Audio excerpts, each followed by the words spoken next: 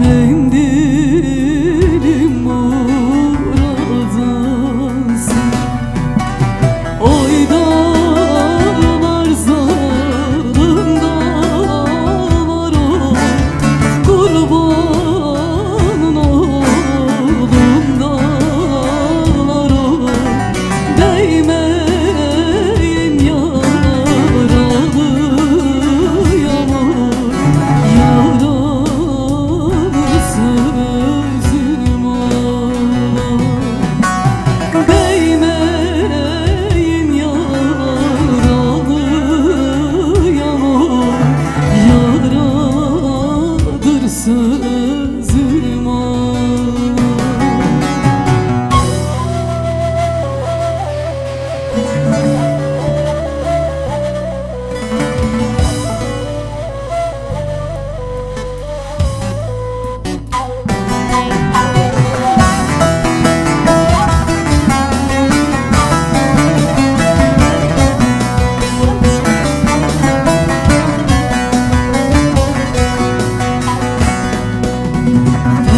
Perçemim yanma yatır, o kirpiğim bana batır, o yar benim alım yazma, okunur satır satır.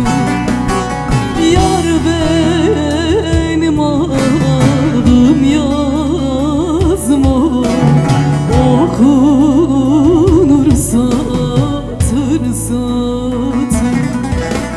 Oy dağlar zalim dağlar, oy kurbanın oldum dağlar, oy değmeyin yaralı yağmur, yaradır sözüm ağlar.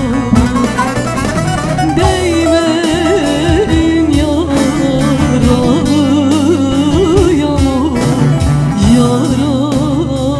yaradır sözüm ağlar. Bir dakika ya, burası neresi? www.rojgünmuzik.com. Burası neresi ya?